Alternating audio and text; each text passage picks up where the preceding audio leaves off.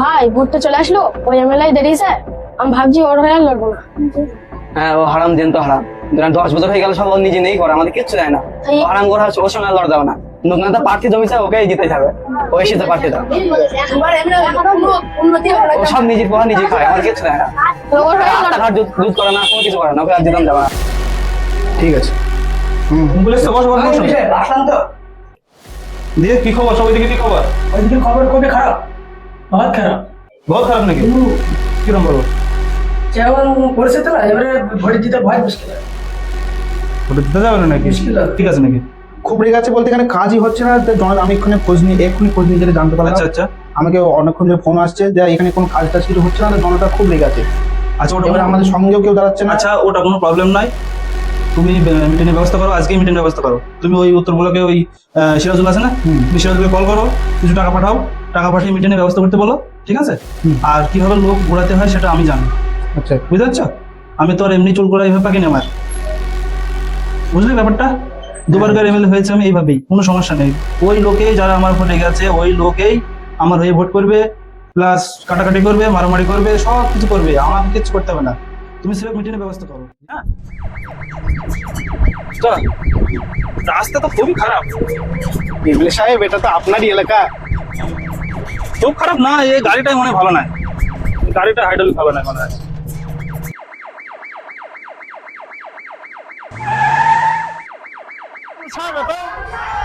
MLA সাহেব স্বাগতম, স্বাগতম।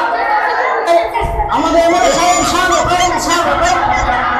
আমাদের এমএলএ সাহেব স্বাগতম, স্বাগতম। আমাদের এমএলএ সাহেব স্বাগতম, স্বাগতম। এই মাত্র আমাদের এমএলএ স্টেজে উঠছে, স্বাগতম, স্বাগতম। আমাদের এখানে এমএলএ সাহেবকে বরণ করে নিচ্ছেন আমাদের এলাকার বিশিষ্ট জনসেবী সিরাজুল বিশ্বাস। সবাই হাততালি দিও।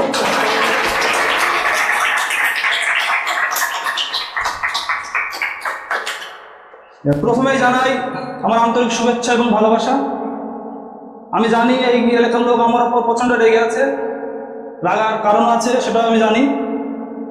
আচ্ছা, আমি বহুত দূর থেকে আসলাম, তো এই রাস্তা খারাপ বলে আমার হেলিকপ্টারটা এই মাঠে নামার কথা ছিল। রাস্তা খারাপের জন্য হেলিকপ্টার আসতে পারলো না, হেলিকপ্টার আমাকে ওই চাপড়া রেখে আসতে হলো।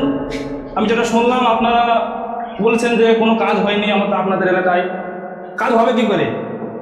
কাজ হয়নি, কাজ হয়েছে তো আমি আমার ছেলেকে আমেরিকায় পড়াচ্ছি, আমার বউকে আমি একটা কোম্পানি খুলে দিয়েছি। আর আপনাদের মুখের দিকে তাকিয়ে আমি একটা 5 কোটি টাকা দিয়ে একটা গাড়ি কিনেছি। সেটা কেন? কেননা আপনাদের সাংসদ একটা ভাঙা গাড়ি ঘুরবে, এটা হয় না।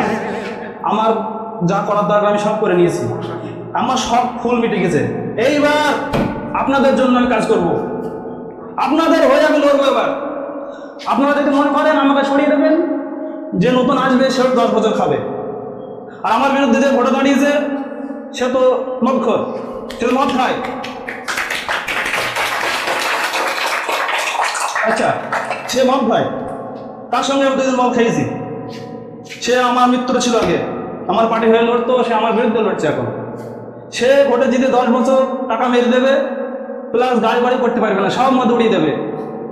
হ্যাঁ, সে সব উড়িয়ে দেবে, না বাড়ি গাড়ি হবে না আপনাদের কাজ হবে। তাই বলছি, আপনারা একটু ভাবুন।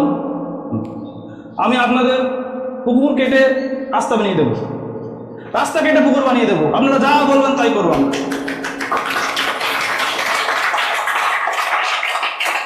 প্রত্যেক ঘরে ঘরে একটা করে পায়খানা করে দেবো, আমার লোক গিয়ে পায়খানা করে আসবে আপনার ঘরে, ঠিক আছে? প্রত্যেক ঘরে গ্যাসের সিলিন্ডার থাকবে, যাদের ঘরে আছে তাদের নিয়ে নেওয়া হবে, আবার নতুন দেওয়া হবে। এবার আপনারা ভাবুন, আপনারা এই যে নতুন যে প্রার্থী দাঁড়িয়েছে তাকে ভোট দিয়ে আবার 10 বছর এইভাবে বিনা কাজে থাকবেন, না আমাকে ভোট দিয়ে আপনাদের এলাকাটা উন্নতি করাবেন? এটা আপনাদের ভাবতে হবে। এই বলে আমার বক্তব্য শেষ করছি আমি। জয় হিন্দ, বন্দে মাতরম। এমএলএ সাহেব তো ঠিকই বলছে।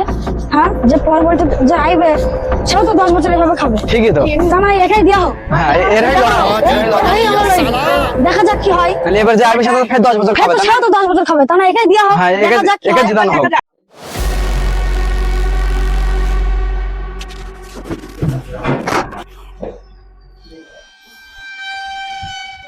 তুমি তো ভয় করছিলে, পাবলিক সব খেপে আছে, পাবলিককে কিভাবে বোকা বানালাম দেখলে? আপনার কাছে অনেক কিছু শেখার আছে আমার। রাজনীতির ভাষা এ বোঝা বড় মুশকিল। শিখে নাও, এসব শেখার অনেক দেরি তোমার, বুঝলে? শিখে নাও।